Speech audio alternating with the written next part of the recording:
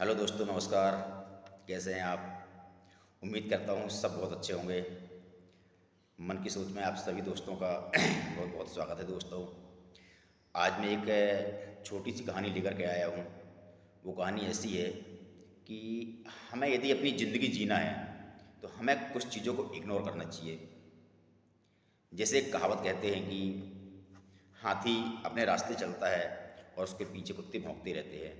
इसी प्रकार की एक छोटी सी एक महात्मा की कहानी है और उनके साथ में एक सेवक रहते हैं जंगल में।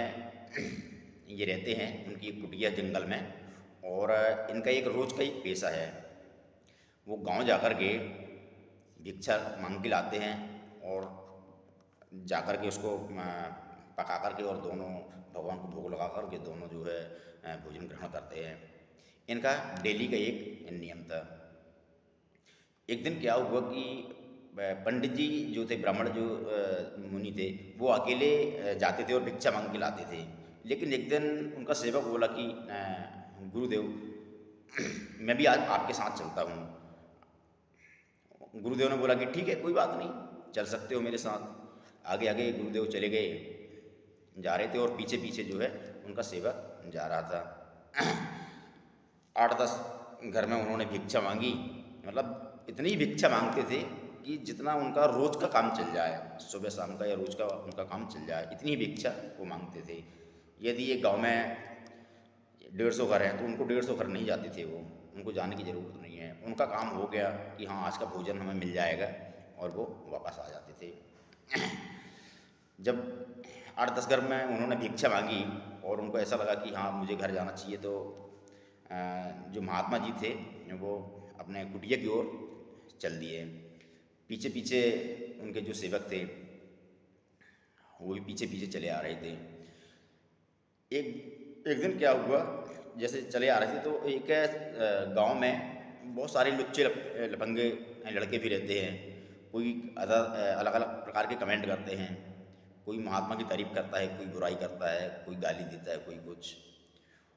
अगर इतने दिन वो भिक्षा मांग रहे थे, कभी कुछ नहीं हुआ, लेकिन अचानक उस दिन ऐसा हुआ कि एक आदमी महात्मा को बोलता है कि उल पटंग बातें करने लगा। समझो कि ए पंडित, कहाँ जा रहा, रुक, तेरा यही पेशा है, कमा के खाता नहीं है, मेहनत की नहीं होती तेरे से, शरीर पेरता नहीं है, यहाँ पे आकर के भिक्षा मांग करके ले जाता है, उसी को खाता है, अपनी मेहनत की कमाई खाओ।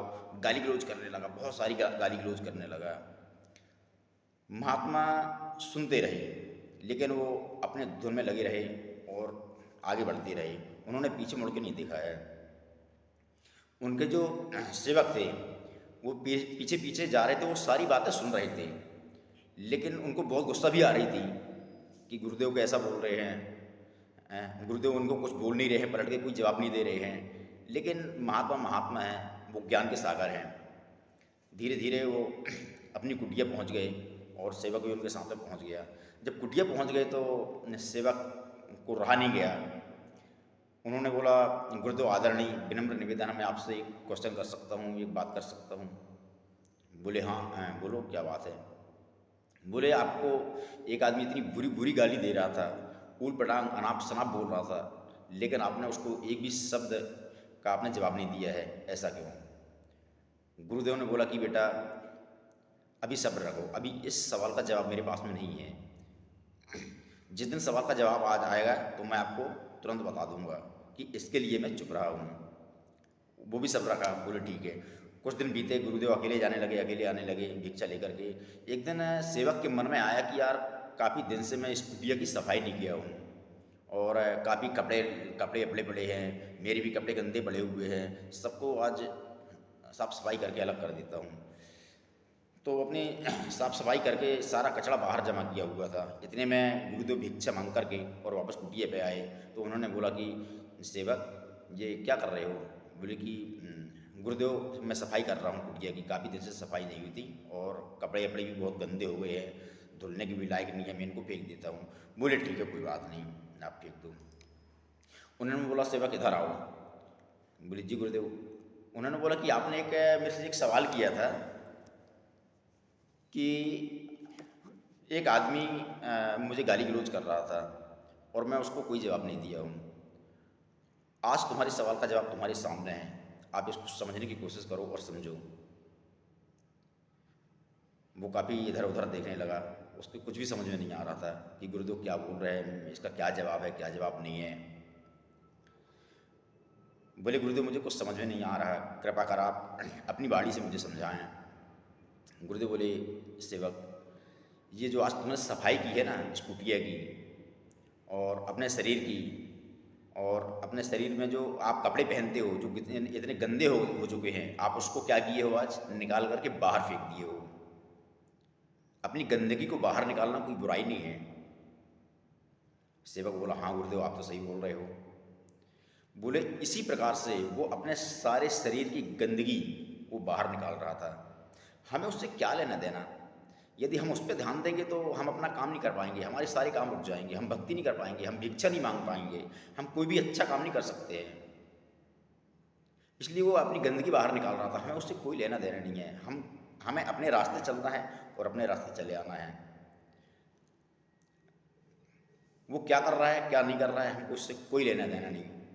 वो अपनी शरीर की गंदगी बाहर कर रहा है, जैसे आज आपने किया है, ये सामने है, आप इसका क्या करोगे? सेवक बोला गुरुदेव मैं इसको रख करके जला दूंगा, अब कोई काम की नहीं है। बोले सेम इसी प्रकार से उसने भी अपने शरीर की गंदगी बाहर निकाली है। और कभी भी हो आप भी इस चीज़ का ध्यान देना कि यदि हम कोई मकसद पर कामयाब होना चाहते हैं तो हमें कुछ चीज़ों को इग्नोर करना चाहिए, हमें कुछ चीज़ों के ऊपर ध्यान नहीं देना चाहिए। जो भी हमारे आसपास में जो भी घटनाएं घटती हैं उसमें कुछ बहुत सारी ऐसी चीज़ें होती हैं कि जिसको हमें ध्यान देना चाहिए और बहुत सी चीज़ों का नहीं ध्यान देना चाहिए। तो दोस्तों ये छोटी सी कहानी है लेकिन बहुत ही ज्ञान ज्ञान की चीज़ है। धन्यवाद।